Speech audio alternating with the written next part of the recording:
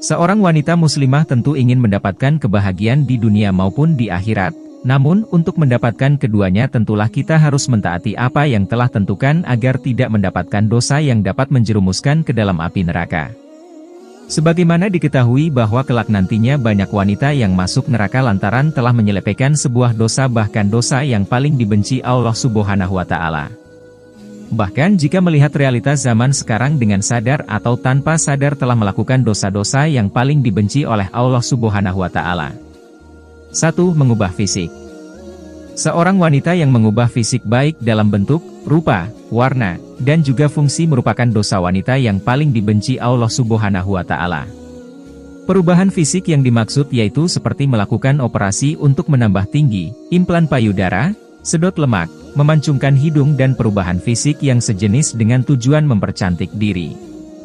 2. Melakukan pernikahan sejenis, lesbian.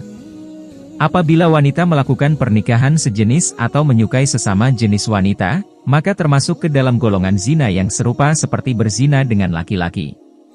3. Mengabaikan suami sebagai kepala rumah tangga. Dalam Islam, suami merupakan pemimpin dalam rumah tangga sesuai dengan yang diajarkan Rasulullah Shallallahu Alaihi Wasallam.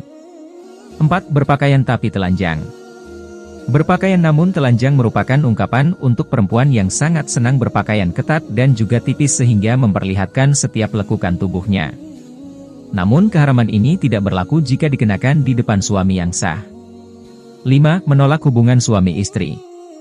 Allah Subhanahu wa Ta'ala mengatur umatnya agar hidup secara berpasangan lalu mendapatkan keturunan, baik pria dan wanita yang sudah menikah secara syariat Islam maka sudah halal untuk melakukan hubungan suami istri.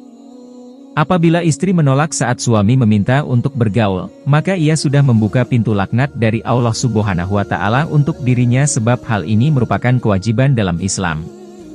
6. Menyerupai laki-laki. Wanita yang menyerupai laki-laki seperti gaya rambut atau berpakaian terkadang membuat wanita bangga sebab tampil beda dengan wanita lainnya. Dengan berpenampilan seperti laki-laki, wanita tersebut tidak sadar jika dirinya menumpuk dosa karena menyerupai laki-laki dan juga dosa membuka aurat. Wanita ini akan menerima pembalasan di hari akhir sebab tidak memenuhi perintahnya dan akan dilaknat Allah Subhanahu wa Ta'ala, sebagaimana Rasulullah Shallallahu Alaihi Wasallam bersabda, Allah melaknat laki-laki yang menyerupai wanita dan juga wanita yang menyerupai laki-laki. Hadis riwayat Ahmad. 7. Bertato atau mentato. Mentato tubuh adalah perbuatan yang merusak tubuh sebab pigmen warna yang ada pada tato tersebut akan masuk ke dalam kulit dan cara pembuatannya juga sangat sakit sehingga hukum bertato dalam Islam adalah haram.